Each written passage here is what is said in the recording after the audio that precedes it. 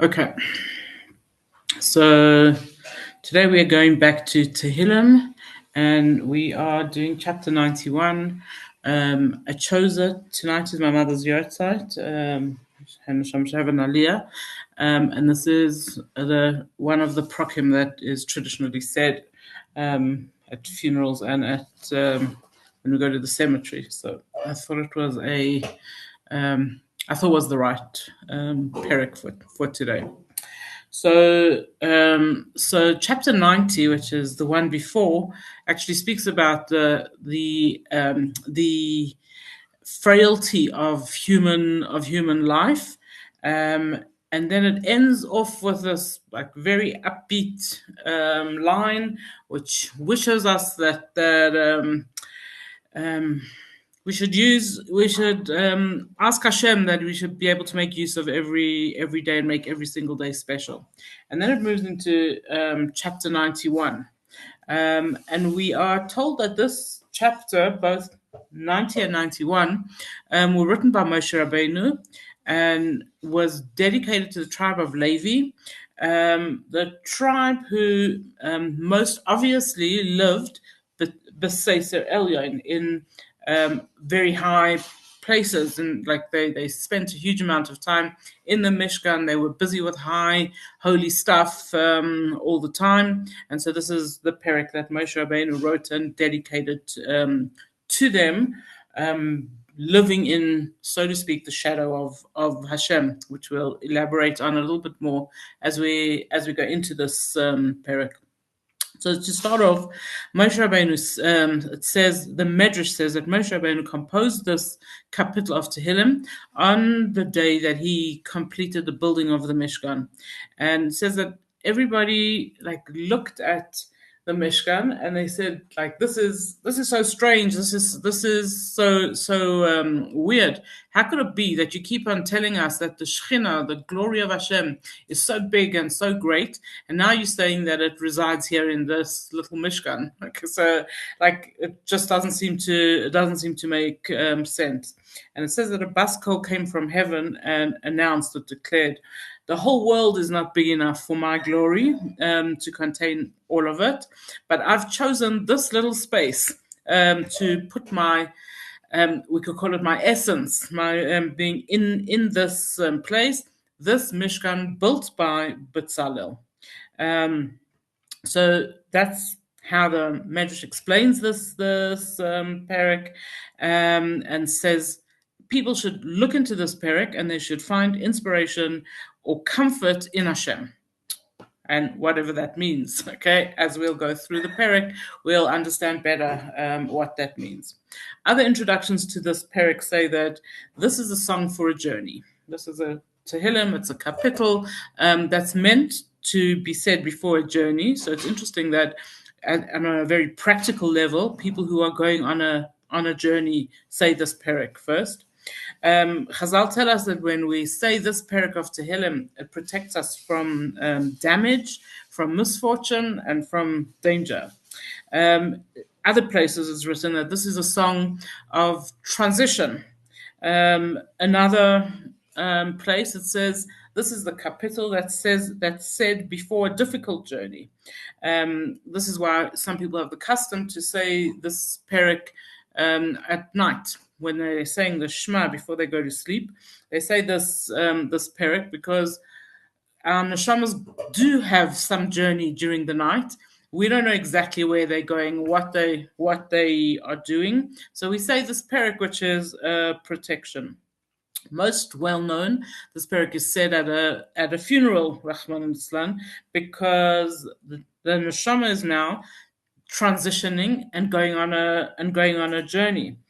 By tradition, we also have that this is the perek that Rivka said to Yaakov when he was running to Lavan. Also, lots of medrashim that explain that this is the perek that Moshe said when he was going up to heaven. So understanding that, and it's something that until I was preparing yesterday, I didn't like I knew it in the back of my mind, but it didn't like strike me so much that it was really dangerous for Moshe to go up to heaven. The angels didn't want him there. Like, we tell all the stories of how the angels didn't want Moshe to bring down the Torah to us. They wanted to keep it there for themselves. But on a much more practical level, the angels did not want this human being to come up into their space and take their Torah. So for Moshe Rabbeinu, it was actually a difficult journey for him. Besides other practical things, like when you see pictures of Moshe going up Har Sinai, nobody ever draws him with a cooler bag, taking all his food for the 40 days that he was going to be there. So he was just going up into the unknown. So we know that he didn't need to eat while he was there. He existed on a purely spiritual plane, but did he know that was going to be okay when he went up? And the first time, did he know even how long he was going to go up for? He didn't know any of that. And so he said this chapter of Tehilim, according to some opinions, this is actually when he composed it, asking Hashem to look after him. It says also that David and Bathsheba sang this song to their son Shlomo when before he became king. They were wishing him well in what was going to be a difficult journey. So that brings us to this thought then that this capital is one that we say when we're expecting difficulty, when we is what's coming going to be hard or easy for us? And immediately the commentaries point out to us that this is not a Tehillim that is said out of depression. So if a person is feeling very low and depressed and they wanted to go and choose a chapter of Tehillim to say, so then they would traditionally say, Shira Malas, like Hashem, Mima Makim Karasicho. I'm calling out to you from the depths. In other words, I'm in a bad way. I'm not feeling happy, and I'm asking you, Hashem, to raise me, to lift me, to make me feel better. But that's not this capital of Tehillim. This capital of Tehillim speaks about having trust in Hashem and believing that He'll look after us. And even though there's so many challenges, crises, physical, spiritual, and whatever, we believe in Hashem. That's what this capital is about. The Avud Raham points out that this chapter of Tehillim has every letter of the Aleph Beis in it except for a Zion. And he says that this is not coincidence. He says this is a play on words. Klei Zayin, it translates as arm weapons. And he says that the more emunah a person has, the less need they have to have their own klei zayin, and that's what this capital is telling us. And it's a theme that's repeated throughout this chapter of Tehillim, that the more you trust in Hashem, the more emunah that a person has, the less scared they are, and the less they need to have their own solutions to protecting themselves, both physically and spiritually, and even emotionally. He also explains, and this I think is also cute, the custom is to say this capital of Tehillim on a Motzei Shabbos in the davening, and he says that there are 7 times that it's not included in the Motzei Shabbos davening, and that's if it's the Motzei Shabbos, it's the Saturday night before a Yontif. So the Motzei Shabbos before Pesach and before the end of Pesach. The Motzei Shabbos before Shavuos. The Motzei Shabbos before Rosh Hashanah. On all these Shabbos, we don't say Yoshev B'Seser on Saturday night. So there are 7 times that this capital is left out in of the Motzei Shabbos davening, and that's hinted to us by the fact that the letter Zayin, which has the numerical value of 7, is left out of this capital. It's a cute explanation for people who like those kind of things. I have a group of girls in my class this year who hate gematrias, and I tell them, you don't have to love them, but you can't hate them. That's the rule. So I'm more aware and careful of the kind of gematrias or these cute little explanations that I share. So let's look at the capital itself. It begins, Yoshev b'Seser Elyon, he who shelters the highest places, B'Tzel Shakai Yisleinan, and he dwells in the shadow or in the shadow or the shade of Hashem. So it's different to other chapters of Tehilim. It doesn't start off by saying Mizmor David or Shir Moshe or give us an introduction. Go straight into it, and it makes us understand that that it's Moshe. How? Because when it speaks about someone who dwells in the highest of places, immediately our heads should just go to Moshe. He's the one who dwells. So when it says Yoshev Basesa, the person who dwells in the highest places, that's obviously Moshe. As we said in the beginning, this is the capital that was said or composed when the Mishkan was completed. And right at the end of when the Mishkan was completed, a prayer was said, and it was, Yehi Ratzon Shetishra Shechina, please Hashem, let it be your will that the Shechina should be there. So now the Shechina is there. Now we have to say this capital of Tehillim, which is we also, it's a two-way thing, not just the Shechina has to remain there, but we have to, Yoshev B'Seser, we have to reside in the shadow, so to speak, of the Shechina. The Alshich comments over here, and he says, actually, the place where Hashem dwells, where is this Seser Elia in this high place? Where is this shadow of God? And he says, Hashem dwells inside each one of us, in our hearts, so to speak. So every single one of us has the ability to be this person who the Perek is calling Yoshev B'Seser Elyon. Each one of us can be a person who resides with the Shechina, with godliness, with the spirituality of Hashem. It's interesting the use of the words B'Tzel Shakai Yisleinan, that in the shadow of Hashem, he's looked after, is sheltered.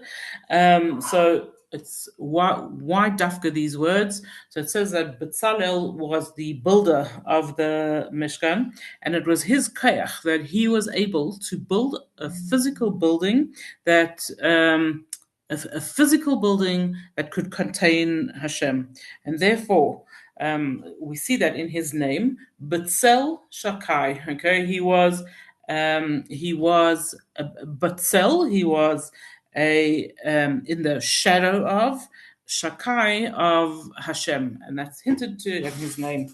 And I can't wait to tell this to Betzalel later, our son Betzalel. He's named after my uncle, and my uncle used to tell people when they asked him, "What is your name, Betzalel?" He always used to say he's God's onion, Betzel, and then the Aleph Lamed is Hashem's name. So Betzalel grew up thinking that his name means God's little onion. So I'm going to call him later and tell him, no, it means in the shadow of Hashem. Okay.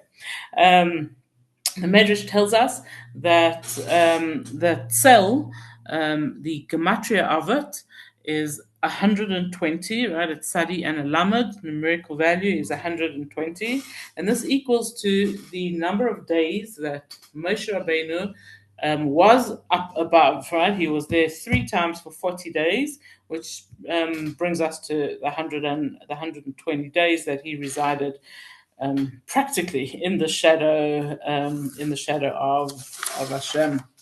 We also want to understand what is this idea of shadow of Hashem and why the use of Hashem's name Shakai. So whenever we know that all the different names of Hashem represent different moods, so to speak, or different behaviors of Hashem, and we always want to know why Dafka that name was chosen. So why this Shaddai? And the Gemara explains to us that as Hashem was creating the world, he was pouring more and more and more of himself into the world, until he said to himself, he said, "Die, it's enough. This world can't have all of my glory, all of my. This is a physical world. There has to be a limit." And what Hashem actually wanted was that we shouldn't be able to see godliness everywhere. Some of the world, it's obvious to see godliness, and some of the world, we have to look into the dark patches, the places where we can't see godliness, and look for God in the world. And that's our job, actually, in the world, to look at the world, and see all of it, and to try and be able to find God in the dark places, in the shadows. And so that's what this idea of the shadow of Hashem, looking for Hashem where it's not absolutely obvious, and how we got this world with not all obvious godliness is by the fact that that Hashem said, "Enough. I'm not putting any more godliness into the world myself. You're gonna have to find it yourself." And it's interesting that where did Hashem put his essence? In the Mishkan, which the Mishkan, when the Jews started bringing stuff to build the Mishkan, the gold and the silver and the jewelry and everything they brought to the Mishkan, they were so generous and they were bringing so much that Hashem and Moshe had to tell them, "Die, it's enough, right? Die, that it's enough already. We don't need any more contributions." So I always find it interesting when you see the reflection of physical and spiritual, that whatever happens in the world physical is also happening spiritually. Whatever's happening spiritually is also happening physically. And here's another one of those examples. Stop bringing contributions to the Mishkan. This is the place where we are seeing godliness in a world where Hashem said, "I'm going to stop. It's enough. I'm putting godliness, or obvious godliness, into the world." Pasuk Beis, Omer la Hashem, I said to Hashem, "Machse mutzudasi, you're my refuge, my fortress. Elokai eftach bai." Hashem, I trust you. And so whenever we go on any kind of journey, physical journey or emotional journey or a spiritual journey, we actually the Yetzer Hara or the Satan gets involved and tries to make trouble. So that's why people get flat tires as soon as they go out on a physical journey. That's why we get flat Yetzer Tovs when we go out on a spiritual journey. But the Yetzer Hara gets involved whenever we are trying to go on a journey. And how should we deal with that? We have to say, "Hey Hashem, help me," right? Elokai eftach bai, Hashem, you my God, and I trust in you. I know that you're going to help me with this in this journey. So the next few psukim are going to deal with things that get in our way, whether it's crisis or conflict or whatever it is that's going to get in our way. So he says, "Ki hu yatzilcha mipach yakush," he will rescue you from the things that trap you, miderech harais, and from deadly plagues. Be'evrasa yasech lach, he'll cover you with his feathers, v'sachas kanafav techse, and under his wings you will take refuge. Tzina v'sechera amita, he is a shield of his truth, is a shield of protection for you. So David HaMelech is giving us a very clear picture, painting for us to imagine that we are covered in plumage, we covered with feathers, and that is Hashem's protection for us. So we're imagining this big eagle, and it's got its big arms out, or its feathers out, or its wings out, however you want to describe it, and its babies shelter in that, okay, and looks after its babies. And this is exactly the Medrash tells us, and we have mentioned this before, that the world is full of wings. And the Medrash says to us that there's three kinds. It's a Divrei Shalom. It says to us that there's three kinds of wings in this world. It says there are wings of the world, the normal wings of the world, that's protection. So we wear jerseys when we need to be protected from the cold.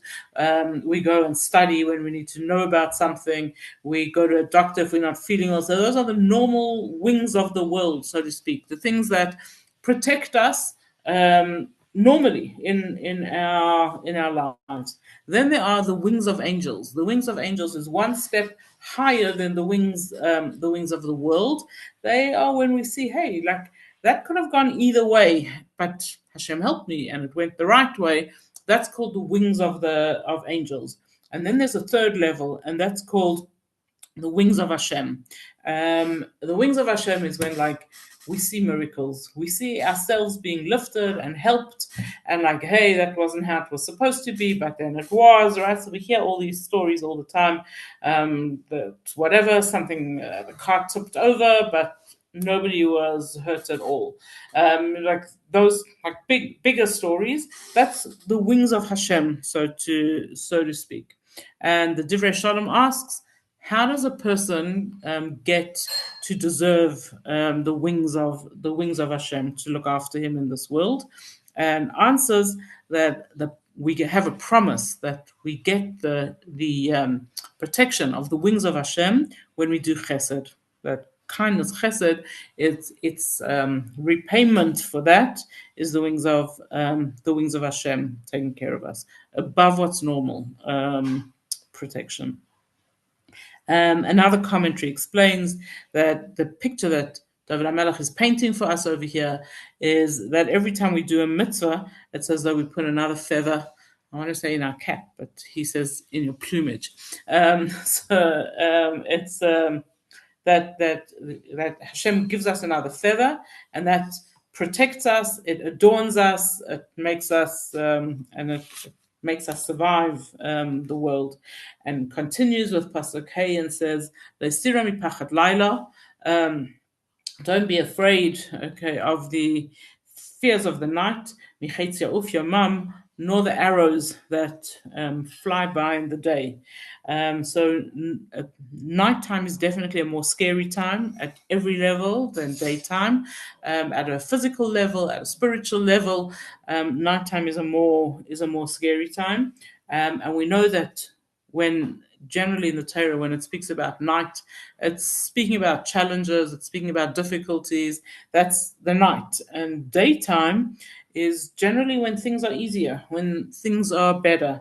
And yet over here, David HaMelech points out for us, you don't have to be afraid of the fears of the night, of the scary night, but also you don't have to be afraid of the scary day. And he points out to us that even daytime, even when things are good and there's not particular challenges, that still there are arrows that are shooting around the world, and we need protection from them. The Targum Yonason translates this whole pasuk, and he says this is talking about the Malach HaMavet, the angel of death, and says we don't have to be afraid of it, not in a night when there's real things that could make us afraid, and not in the day, either. The more we trust in Hashem, the less we have to fear Him. Neither the spirits that go in Eifel, in darkness, Miketev Yashud Saharayim, and not even in the forces that destroy us at noon. And so the commentaries explain that Eifel, darkness, gloom, is when people they feel cold, they expect bad and challenges. And Saharayim, afternoon or late afternoon, also times where people don't necessarily love the weather. It's boiling hot and like had a hard day. And it says like you don't have to fear either of that. Other commentaries pick on the word yashud and see in it the shorish of shin dalid, which are the demons, and says that there's an added dimension to what we don't have to fear, and that's we don't have to fear the demons.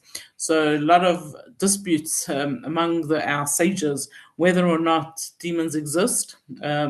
One says they do, and others say they don't. But the one thing we know for sure is that they do not bother humans unless we bother them. So we have lots of customs, especially people who live following Kabbalah, being very careful not to interfere with the demons. Pasuk Zayin.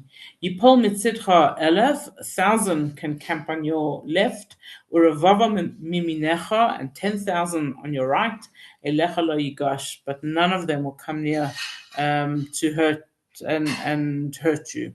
So seems to be a continuation of the pasuk before, simple understanding of it. Even if there's all these demons in the world, they can all camp all around you, and none of them are going to hurt you. How can we make sure that not the demons and not our enemies and not the Yetzer Hara and not how can we make sure that they won't bother us? So the first thing is that we have to have emunah. You have to have trust, believe in Hashem, and believe in how He's running His world.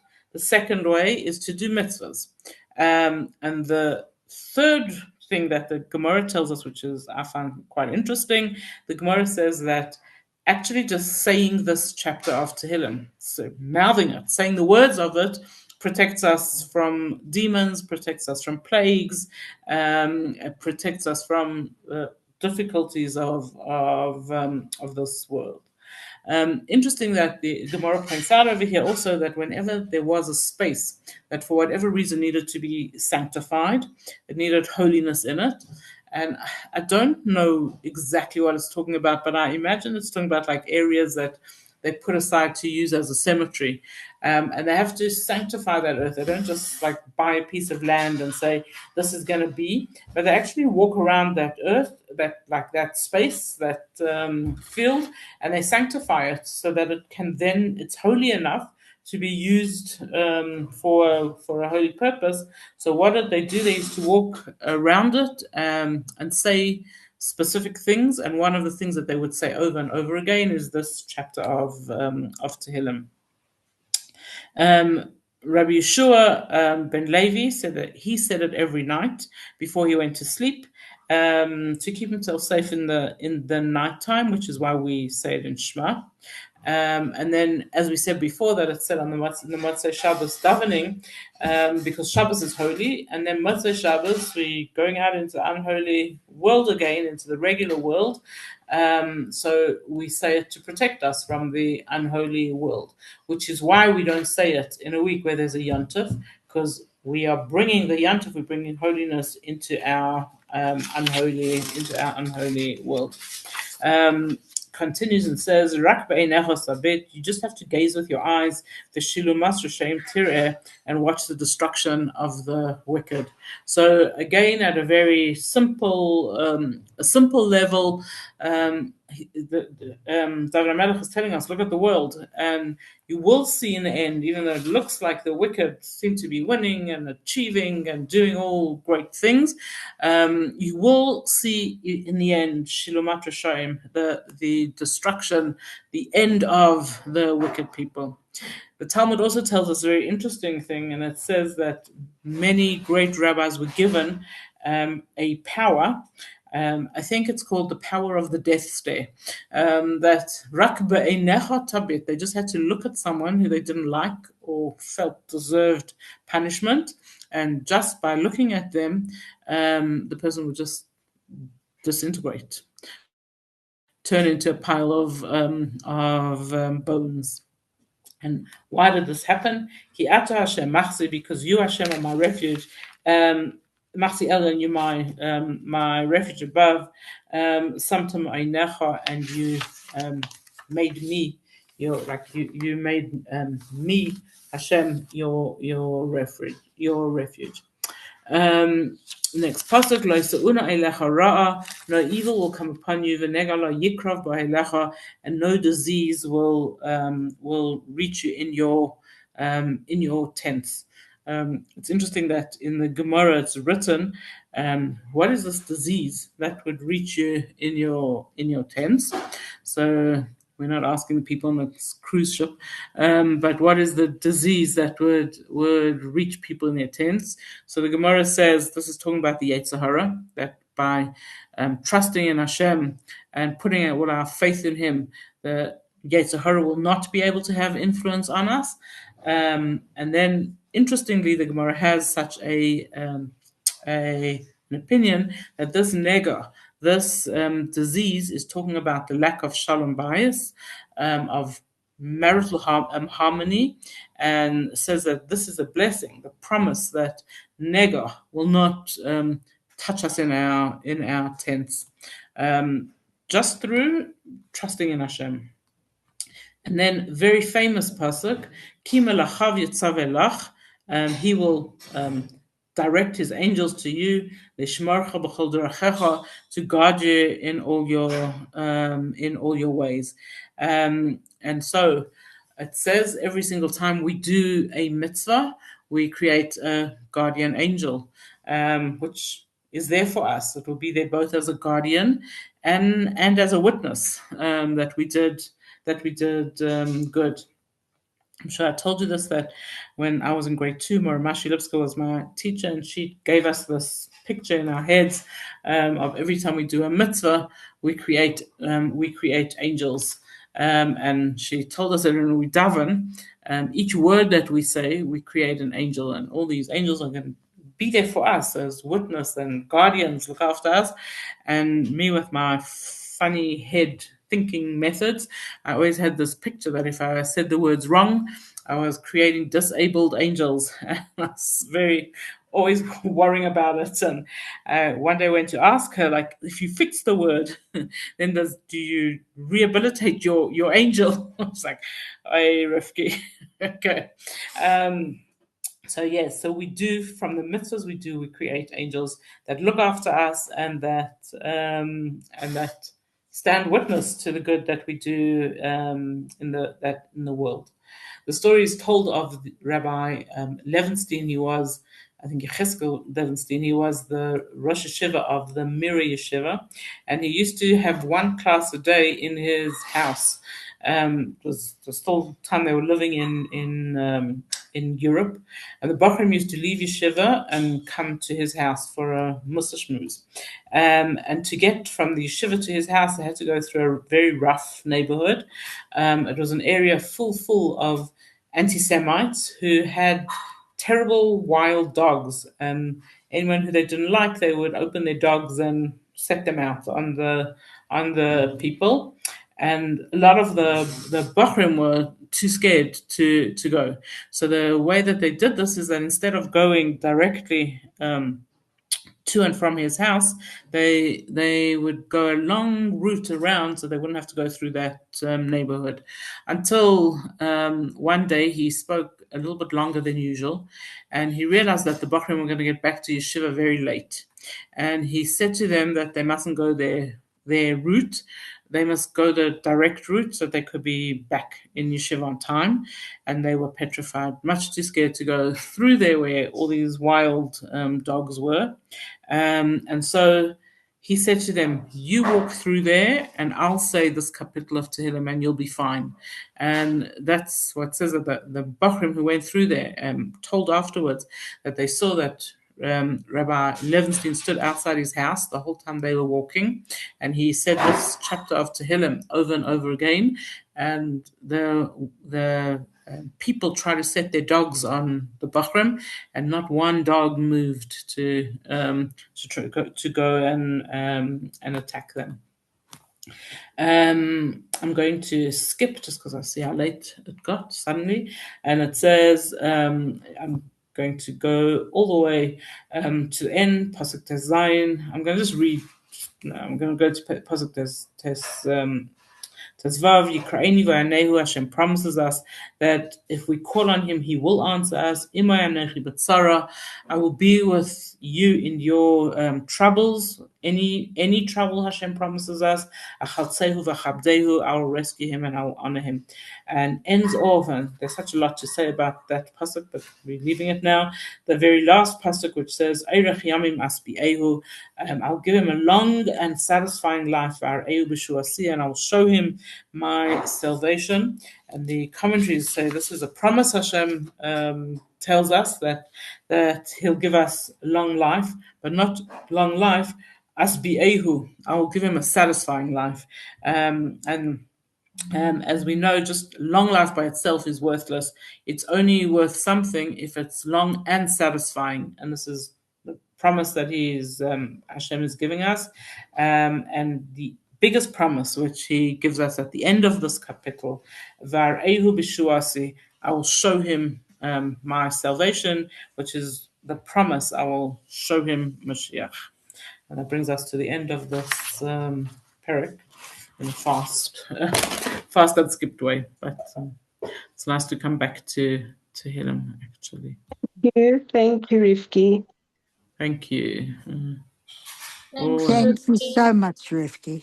Thank you very Have much. a And Have a long good life. Shabbos and Shabbos. wish you long life.